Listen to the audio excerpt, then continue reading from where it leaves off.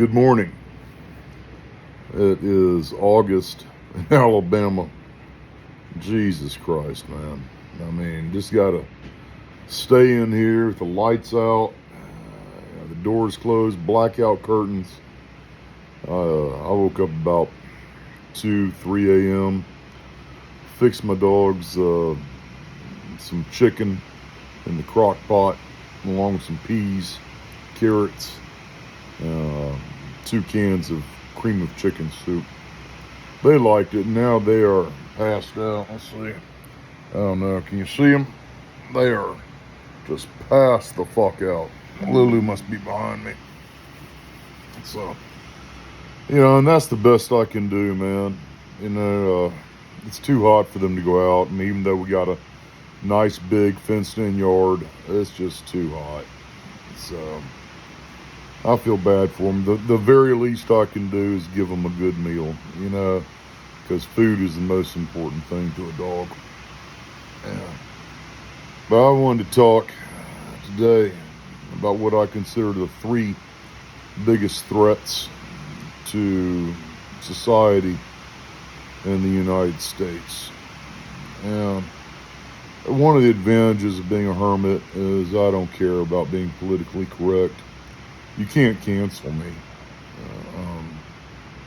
I am uncancelable, if that's a word. I'm going to say my truth, and if you don't like it, don't watch any more of my videos. It's not like they're burning a trail through YouTube anyhow. I think I get on average about 4 or 5 views. So this started out as me talking to my kids, and now it's just sort of a thing I do, a video diary. I don't know, a video journal. I guess men have journals, girls have diaries. Fucking stupid. So the 3 biggest threats that I think American society is facing right now. Now, the first one, I'm not sure if these are in order or not. Maybe, you know what I'll do? I'll put them in terms of how much of a threat they currently are. Okay? So, I guess the least biggest threat to American society has to be the attempt of the Muslims to take over. Islam is a religion, sure, but more than a religion, it's a political movement. I think all religions eventually end up as politics, but the political goals of Islam are not something that I want in my country. Not something that I want my descendants in America to have to deal with.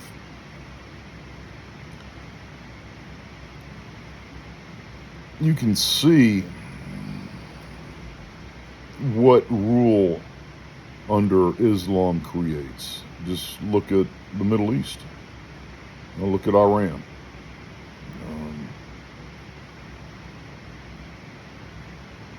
Look at Saudi Arabia. I mean, look at, in Saudi Arabia, yeah, it's a very successful country. It's also like, 80% of the population is slaves or something. Not slaves like we would think in American history, but wage slaves. It's very difficult for non-Saudi Arabians, and this goes beyond just Saudi Arabia, but I'm just using them as an example. It's very difficult for non-Saudi Arabians to prosper in those countries, in Saudi Arabia. And they come there looking for work, and they get treated like shit because they're lesser. So Islam is not a beneficial source to the world. And their morality is heinous. Making women dress up in potato sacks. They hate dogs for some reason. I find that extremely offensive. I wouldn't vote for anybody who hates dogs. I certainly wouldn't socialize with them. But there is an attempt by practitioners of Islam to take over the United States. I firmly believe that. It's an unspoken conspiracy, a wink and nod ideology, but you can see it. They view Americans as decadent, weak, and they can't beat us militarily despite them thinking that. So now they're coming in with like Mamdani and God, who's that? Ilhan Omar, whoever the chick is who up north, who's the Somalian chick scamming all those millions of dollars, married her brother. What they want to do is they want to eventually impose Sharia law. I am against any form of theocracy as a ruling factor in my government.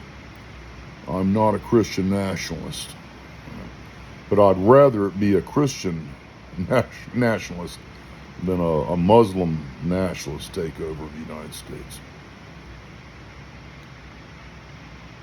America is built on liberty and the rights of the individual.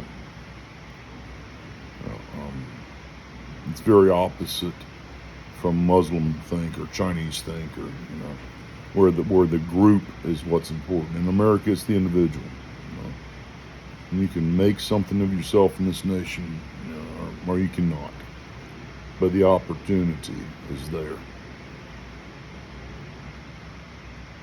So we need to be very, very careful about who we let into this country. And I guess that's the second thing.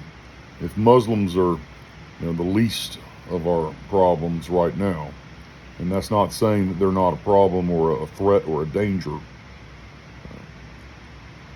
who we're letting into this country is more of a problem right now. Now, I feel really bad for the Haitians.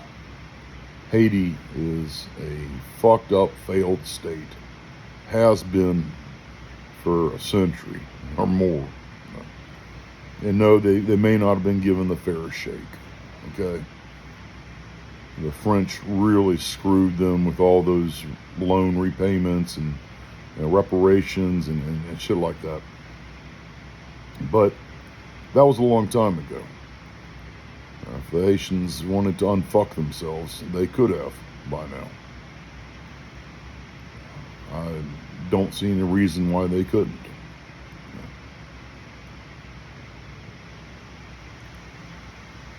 Haitians are not compatible with our culture. And that's not just Haitians I'm saying that about. Okay? A lot of these people that we're bringing in from South America, from the Middle East, they're just not compatible with our culture.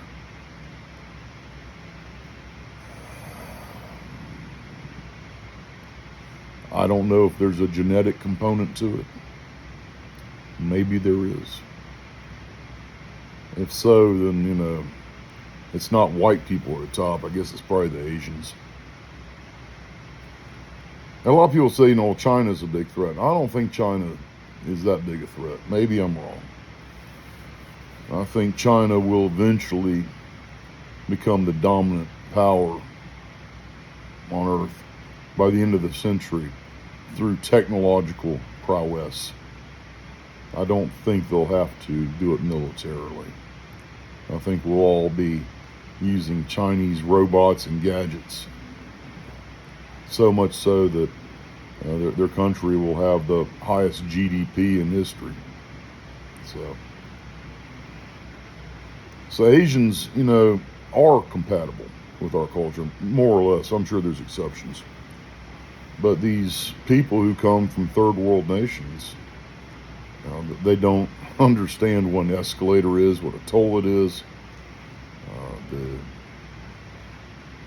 They don't like dogs or cats or understand our special relationship with those animals in this country.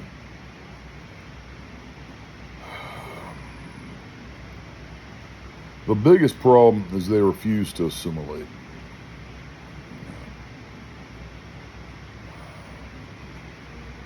And that's very different from how it used to be. It used to be, you came to this country on a boat or whatever, and a generation or two later, you're speaking perfect English and working towards the American dream. And now you got everybody with their own fucking homeland flags. So we got to stop allowing the world to send its garbage to our shores. I hate to be cold like that, but it's the truth. We are getting a bunch of human garbage, and we need to ship them right the fuck back to where they came from. Because all they're going to do is suck on the tit of America taxpayer, cause problems, fill up our jails and prisons.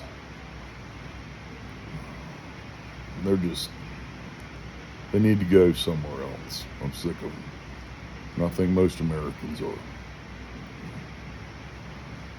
And lastly, on the threat scale, I think maybe this is smaller than the last two, but ghetto blacks.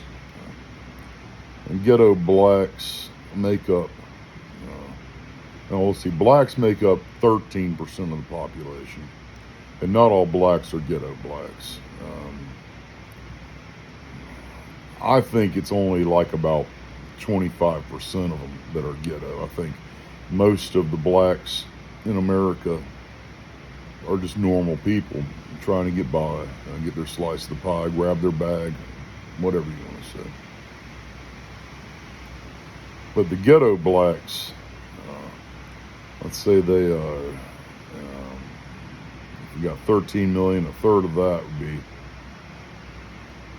about 4 million or so? I don't know, man, my math is terrible. However many it is. They're incredibly disproportionately violent. They are ignorant and they're proud of it, to quote Obama, one of my favorite presidents. They attack other people at an incredibly high rate. Just look at the crime statistics, man. It's something like 50% of all homicides are created by blacks. So, and then, if you got, if we had the 13% of the population and 4% of them are the problem, and half of that is male, because it's the ghetto black males that are, are the biggest problems, the most violent, the most homicidal.